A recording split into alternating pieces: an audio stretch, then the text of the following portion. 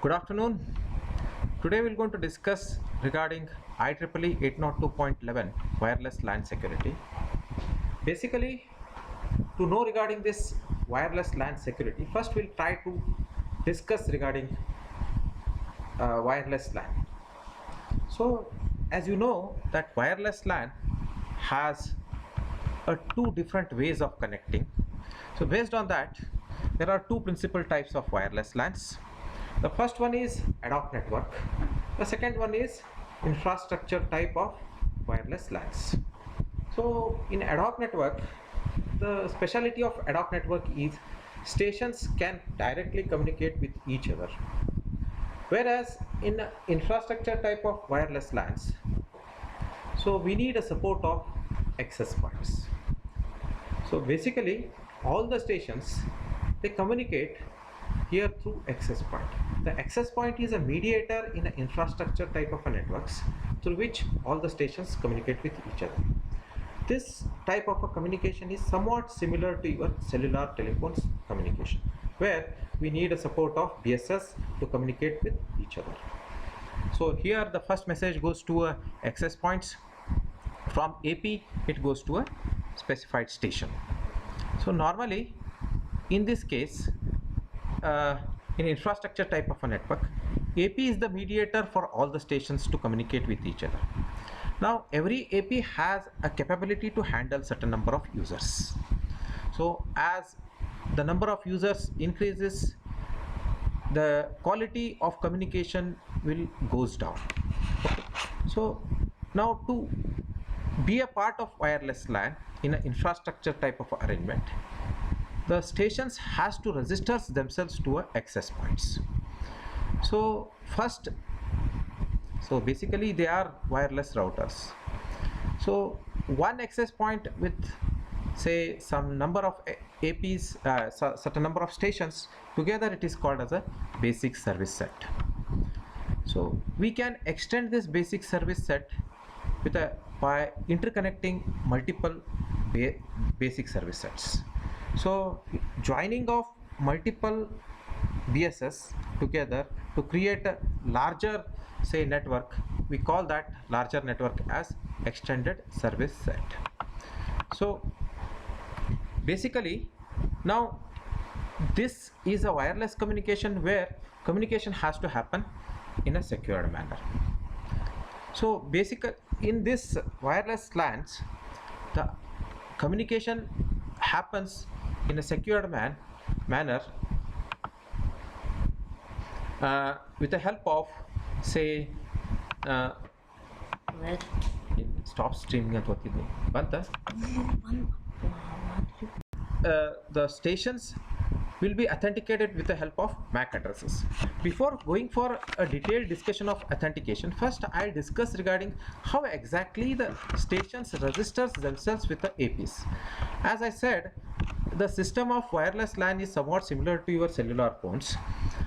In wireless say LANs also, stations used to authenticate to a AP based on the say support with the help of certain support of certain frames. So here normally the authentication happens with the help of beacon frame. Stations join these wireless LANs with the help of beacon frames.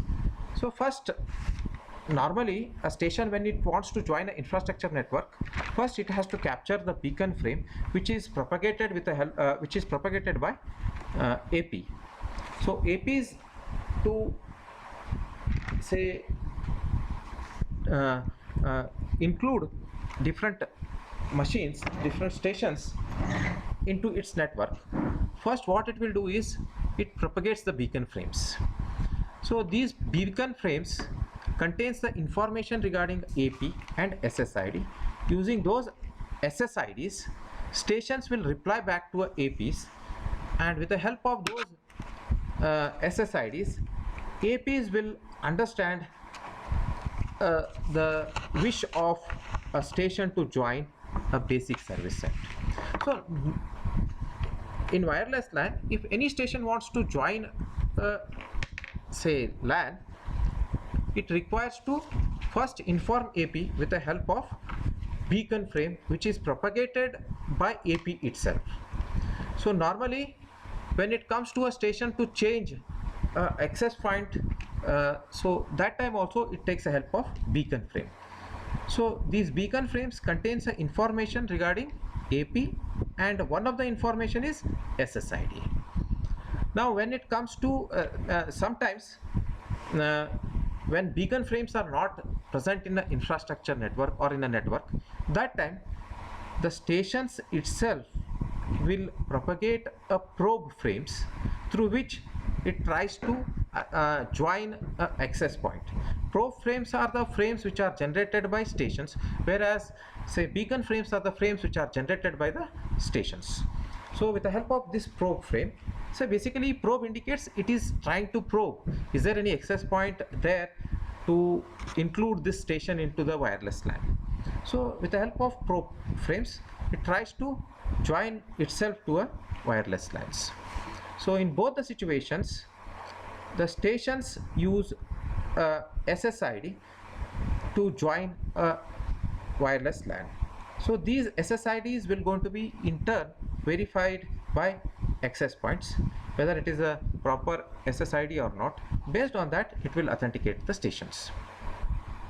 Now the second approach, one which we use in our college, is that with the help of MAC address, authenticating with the help of MAC address.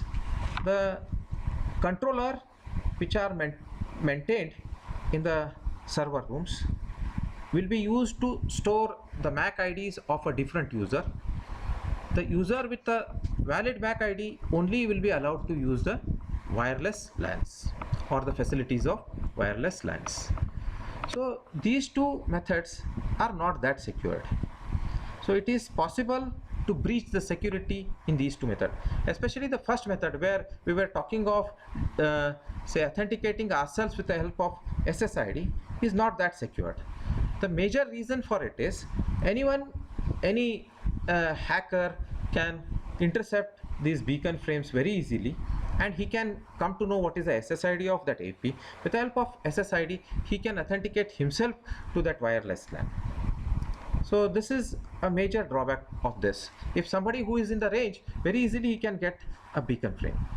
But whereas the second approach, where MAC IDs, it is bit secured compared to the first approach, but still anyone with the same network card can be a part of, say, wireless LAN. Say if say for example, if some students, while he is leaving the college, he can, if he sells his laptop to another student, so another student can very easily access the network of our college, because the MAC ID of that particular laptop is already authenticated by college.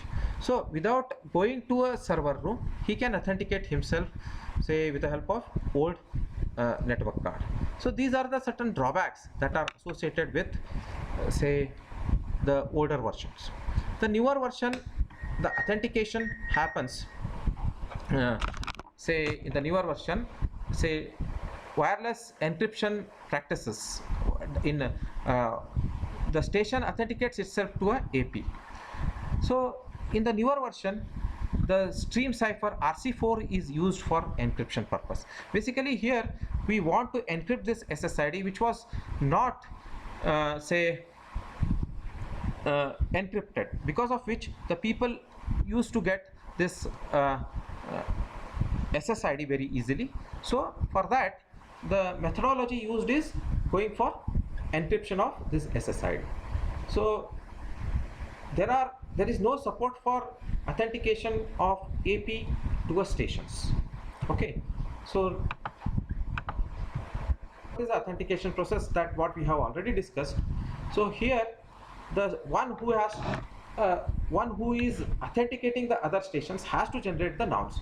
Basically here AP is acting like a server which generates a nonce which will be used as a challenge, and it sends it to the station. The stations then encrypts this challenge and sends it to a AP. The procedure is simple. So where station generates a nonce which will going to be encrypted by AP using the RC4 encryption algorithm. Okay, so the response from the station, the station one which computes the key streams, which is a function of 40-bit shared secret key and 24-bit initialization vector. So the challenge is XORed with a key stream to create a response. Now this key stream and the challenge one which is sent, which will be XORed, and that will be used as a response. So this is what is the encryption process. The response together with the IV4 is sent to the station, to a AP. The shared secret key is a common to stations authorized to use this wireless LAN. So anyway, AP is also aware regarding this shared secret key. So the station is allowed to be authenticated or not. But this too has a drawback.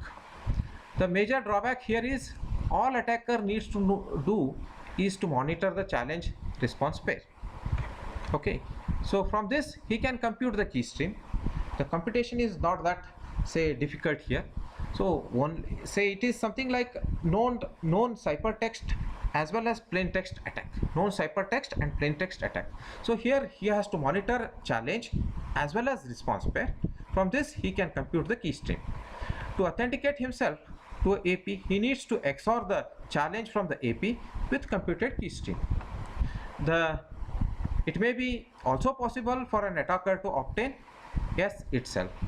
Say these are the certain drawbacks that are associated with the previous methods. So next we will be going to discuss an authentication, say using radius server. This particular discussion I'll go to do it in the later part. So this is one experiment by which I am trying to stream the videos live. So I tried to cover the next part in the next video.